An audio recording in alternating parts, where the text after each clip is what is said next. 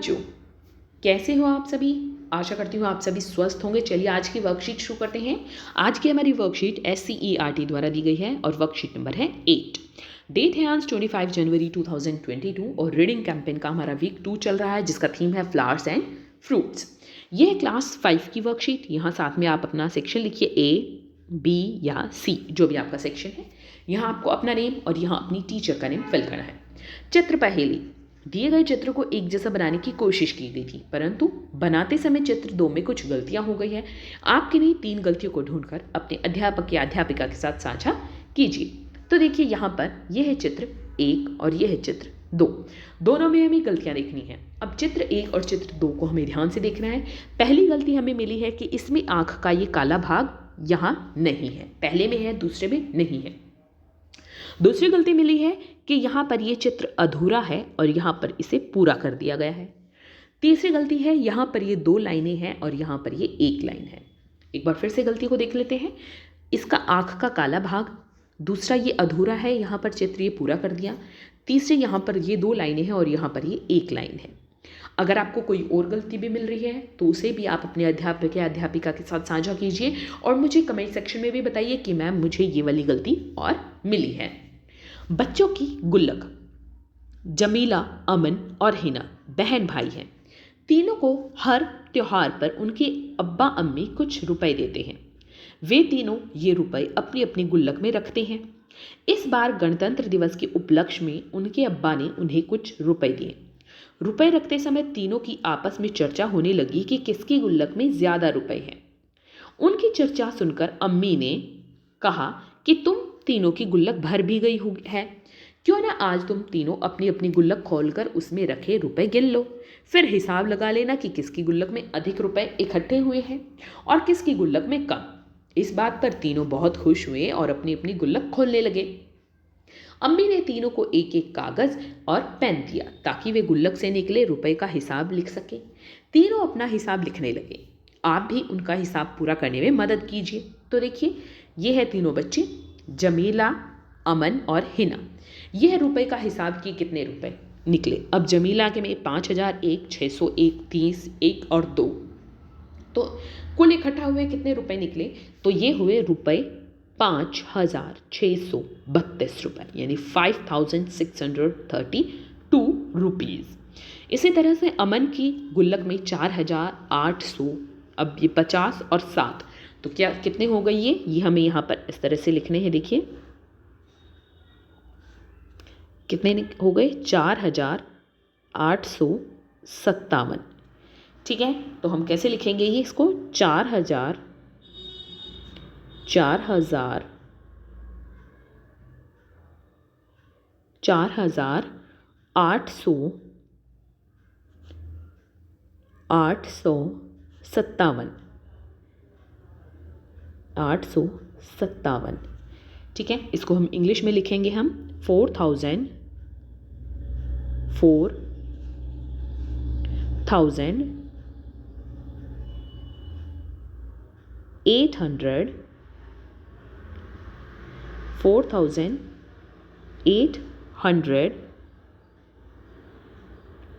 कितने, 857 rupees, 57 rupees.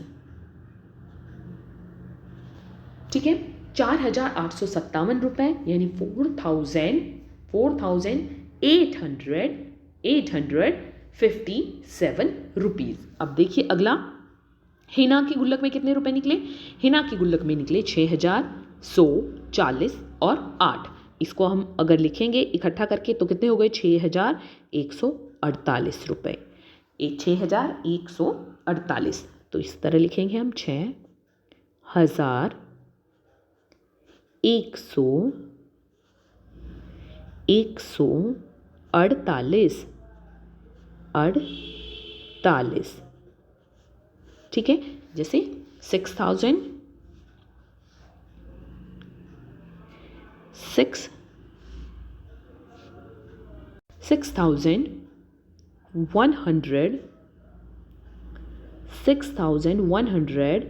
कितने, 48। 148 rupees. ठीक है, 6,148 रुपये यानी 6,148 रुपीज़। अब आगे देखिए, प्रश्न है ऊपर दी गई तालिका को देखकर पता लगाइए। अब ऊपर जो तालिका दी गई थी उससे हमें पता लगाना है कि किस बच्चे की गुल्लक में सबसे अधिक रुपए हैं। तो देखिए यहाँ पर हम इस तरह से कर लेते हैं साथ में, तो कितने हैं इसका हम उत्तर लिख लेते हैं साथ में, 4,857, 6,148 रुपये। ठीक है, तो यहाँ पर आप रुपए भी लिख लीजिए, जब हमने इसका संख्या लिखी थी तो वहाँ पर साथ में रुपए भी ये लिख लेना। ठीक है, तो देखिए यहाँ पर किस बच्चे की गुल्लक में सबसे अधिक रुपए हैं, तो सबसे अधिक रुपए किसकी गुल्लक में हैं, हीना की गुल्लक में सबसे अधिक रुपए हैं 6,148 रुपये। किस बच्चे की गुल्लक में सबसे कम रुपए हैं, तो सबसे कम रुपए हैं अमन की गुल्लक में 4,857 रुपये। ठीक है, आगे देखिए, आइए अब कुछ और संख्याओं को पढ़कर उसमें से सबसे बड़ी संख्या और सबसे छोटी संख्या पहचानिए। अब यहाँ पर हमें क्या करना है कि ये कुछ संख्याएं दी गई हैं, यहाँ पर देखिए इसमें से सबसे बड़ी संख्या और सबसे छोटी संख्या हमें छांटनी है। तो देखिए सबसे आसान तरीका है कि पहले अगर हमारी इकाई दहाई सैकड़ा जिसमें भी हमारी संख्या है, जैसे अब ये 3 डिजिट्स वाली हमारी 3 संख्याओं वाली क्या है, संख्या है, तो हमें क्या करना है, सबसे पहले आगे वाली संख्या देखो 8, 6, 4, 1। ठीक है, 800, 600, 400, 100 इसमें है ये। तो सबसे बड़ी संख्या कौन सी होती है इसमें से, 800, तो सबसे बड़ी संख्या है हमारी 854 रुपये। रुपए नहीं है, संख्या है 854 यानी 854।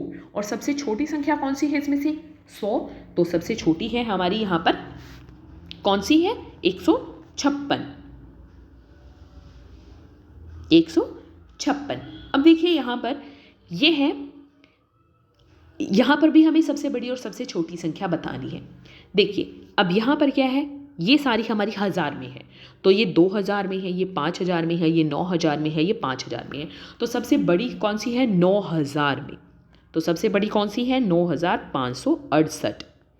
और सबसे छोटी संख्या देखिए कौन सी है यहाँ पर, 2000, 5000 या 5000, तो 2000 सबसे छोटी है, तो यहाँ पर लिखेंगे हम 2594।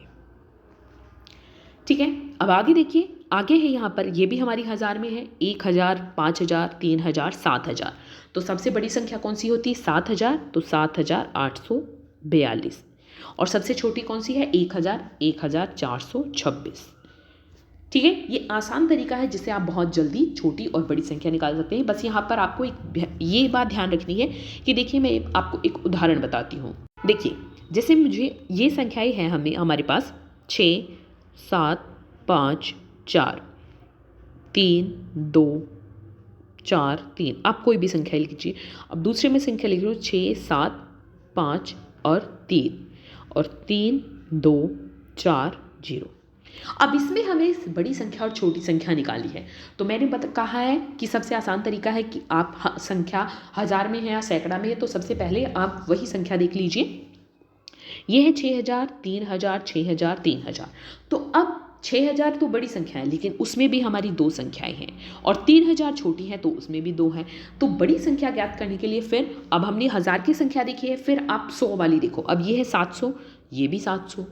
अब यहाँ अगर 8 होता तो ये 7 छोटा है, तो हमारा ये उत्तर होता, लेकिन दोनों जगह हमारा 7 है। फिर अगली संख्या देखो, इसमें भी 5 है, इसमें भी 5 है। अगर यहाँ पर भी 6 होता तो ये वाली संख्या छोटी थी, हम ये लिख लेते छोटी संख्या में इनमें से, और बड़ी लिखनी है तो हम ये वाली संख्या लिखते। फिर देखिए यहाँ पर 4 है और यहाँ पर 3 है, तो बड़ी संख्या कौन सी है, बड़ी संख्या है ये, तो इन दोनों में से बड़ी संख्या है ये।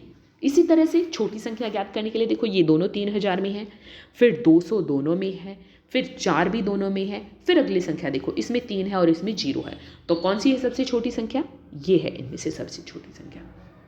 उम्मीद है कि आपको समझ आया होगा। अभिभावकों के लिए सुझाव, गणतंत्र दिवस के बारे में बच्चों के साथ चर्चा कीजिए। आज का कोविड का मैसेज है, जब भी हम घर से बाहर जाए हमें मास्क पहन कर जाना चाहिए, तभी हम कोविड से सुरक्षित रह सकते हैं। आज की ये वर्कशीट यहीं पर खत्म होती है। अगर आपको वीडियो पसंद आई है तो लाइक कीजिए, अपने फ्रेंड्स के साथ शेयर कीजिए ताकि वो भी अपना काम कर सके, और चैनल को सब्सक्राइब कर लीजिए ताकि आगे आने वाली वीडियोज़ आपके मिस ना हो। चलिए फिर मिलते हैं एक नई वर्कशीट के साथ, तब तक के लिए अपना ध्यान रखना। धन्यवाद।